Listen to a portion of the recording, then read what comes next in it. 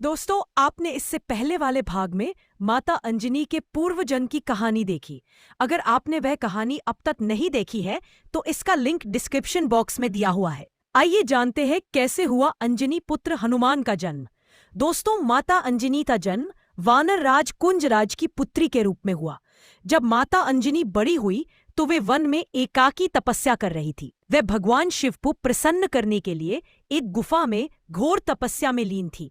तभी एक कालनेमी नामक राक्षस की नजर देवी अंजना पर पड़ी। उसने उनकी सुंदरता और तेज को देखकर उनका अपहरण करने का निश्चय किया। माता अंजना ने उस राक्षस का विरोध किया। तभी किष्किंधा के राजकुमार वानर राज केसरी वहां से गुजर रहे थे। उन्होंने गुफा से आ रही चीख पुकार को सुना। तब राक्षस कालनेमी और केसरी के बीच घमासान युद्ध हुआ, जिसमें वानर राज केसरी ने राक्षस को परास्त कर दिया। इस प्रकार वानर राज केसरी और देवी अंजना का मिलन संभव हुआ। फिर सबकी सहमति से उनका विवाह संपन्न कराया गया। विवाह के कुछ साल बाद तक भी उन्हें संतान की प्राप्ति नहीं हो रही थी। देवी अंजना संतान की प्राप्ति के लिए भगवान शिव की घोर तपस्या करने लगी।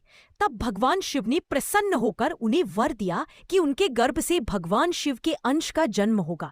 वहीं दूसरी ओर राजा दशरथ भी संतान की प्राप्ति के लिए यज्ञ करवा रहे थे। उस यज्ञ से प्रसन्न होकर अग्निदेव ने उन्हें खीर दी और कहा कि यह खीर अपनी पत्नियों को खिलाने से उन्हें संतान की प्राप्ति हो जाएगी। तब पवन देव ने उस खीर में से थोड़ा सा भाग माता अंजना को देते हुए कहा कि इस खीर को खाने से उन्हें संतान की प्राप्ति होगी। इस प्रकार उस खीर को ग्रहण करने से अंजनी पुत्र हनुमान का जन्म हुआ और वह खीर पवन देव द्वारा माता अंजना तक पहुंचाई गई। इसलिए उन्हें पवन पुत्र हनुमान भी कहा जाता है।